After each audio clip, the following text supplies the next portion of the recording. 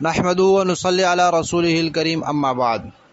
الاحسان academy کے 3 روزہ سفر المظفر کورس کے 10ویں عنوان کا آخری جز ہے چند برحق چیزیں۔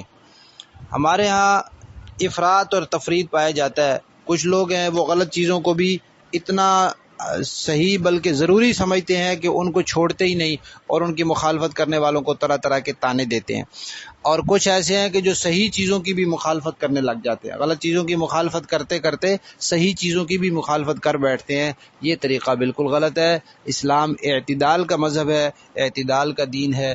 تو چند برحق چیزیں جو ہمیں معلوم ہونی چاہیے، ان میں ایک یہ ہے کہ نظر بد برحق ہے، یعنی کسی کو نظر لگ جاتی ہے، یہ بات صحیح ہے، یہ صرف فرضی بات نہیں ہے، بناوٹی بات نہیں ہے، محض غلط خیال نہیں ہے، توہم نہیں ہے، اس کا حدیث میں ذکر ہے کہ نظر بد لگ جاتی ہے، اور نبی کریم صلی اللہ علیہ وسلم نے اس کا علاج بھی بتایا ہے۔ ما شاء اللہ لا قوت الا باللہ۔ اپنے بچوں کو پڑھ کر یہ دم کرنا چاہیے، خود بھی صبح پڑھ لینا چاہیے، 7 مرتبہ پڑھ لیں، 11 مرتبہ پڑھ لیں، شام کو بھی پڑھ لیں، اور بچوں کو پڑھ کر دم کریں۔ جب بچے کچھ سمجھدار ہو جائیں تو ان کو سکھائیں کہ وہ خود پڑھا کریں، تو یہ نظر سے بچنے کا علاج ہے۔ اسی طرح جنات اور شیاطین کا وجود ہے، قرآن پاک میں جنات کا تذکرہ ہے، شیاطین کا تذکرہ ہے، اللہ نے پیدا کیا ہے۔ اسی طرح جادو بھی ہو جاتا ہے، قرآن پاک میں جادو کا تذکرہ ہے، اور اس کی حفاظت کے لیے اللہ تعالیٰ نے جادو سے حفاظت کے لیے آخری 2 صورتیں نازل کی ہیں۔ انسان وہ صبح شام پڑھ لیا کرے تو اللہ تعالیٰ حفاظت فرماتے ہیں۔ اسی طرح کشف اور کرامات۔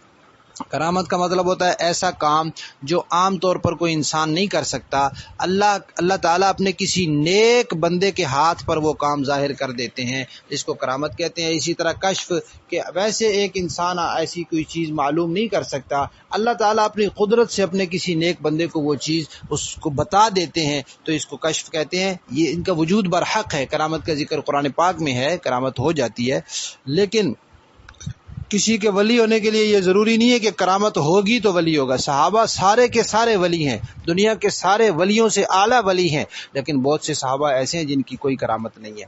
اسی طرح کشف اور کرامت جو ہے، کسی کو کشف میں کوئی چیز نظر آ جائے اور وہ شریعت کے حکم سے ٹکراتی ہو تو وہ بالکل حجت نہیں ہے، شریعت کا حکم اس سے فوقیت رکھتا ہے۔ اسی طرح شرعی حدود کے اندر رہتے ہوئے تعویذات اور عملیات کا سلسلہ یہ بھی جائز ہے۔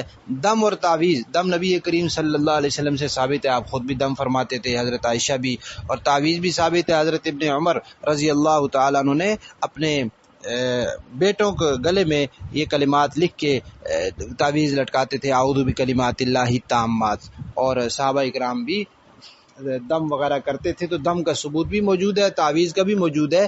لیکن آج کل تعویذات اور عملیات کے نام پر فراڈ، دھوکے بازی بہت زیادہ ہے، اور مال کے لٹیرے، عزتوں کے لٹیرے بہت زیادہ ہے، اس لیے بہت زیادہ احتیاط کی ضرورت ہے، خصوصاً خواتین کو۔ خواتین تنہا اکیلے تو کبھی کسی عامل کے پاس نہ جائیں، کسی شرعی محرم کے ساتھ ہی جائیں۔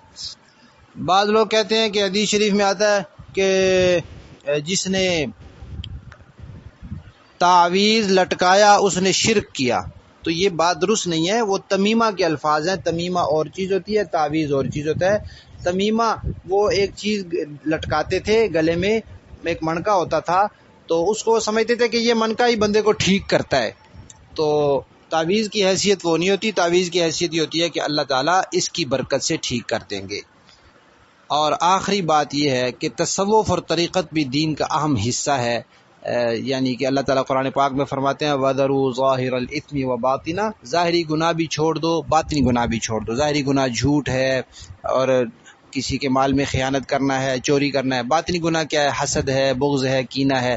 تو ظاہری گناہ جو ہے ان کی تفصیل شریعت میں معلوم ہو جاتی ہے اور اس کی تربیت فقہا سے مل جاتی ہے۔ تو جو باطنی گناہ ہے ان کی تفصیل تصوف اور طریقت سے ملتی ہے، اور اس کی جو تربیت اور اصلاح ہے وہ مشائخ اور صلحاء اور اولیاء سے ملتی ہے۔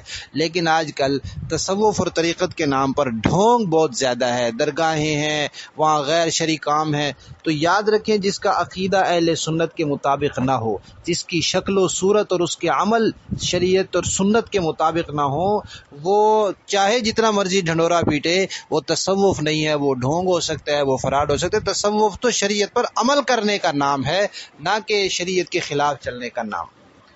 تو ہمیں اعتدال کے ساتھ ساری چیزوں کو دیکھنا ہے. جو چیزیں غلط ہیں، توہمات ہیں، بدشگونیاں ہیں، ان سے بچنا ہے، اور جو چیزیں صحیح ہیں ان کے صحیح ہونے کا عقیدہ رکھنا ہے. اور صحیح چیزوں میں جو لوگوں نے خرابیاں پیدا کر دی ہیں ان خرابیوں سے ہمیں بچنا ہے اور ان خرابیوں کو غلط سمجھنا ہے. اللہ تعالیٰ ہمیں دین کی صحیح سمجھ نصیب فرمائے اور دین پر صحیح عمل کی توفیق عطا فرمائے. وما علینا الا البلاغ.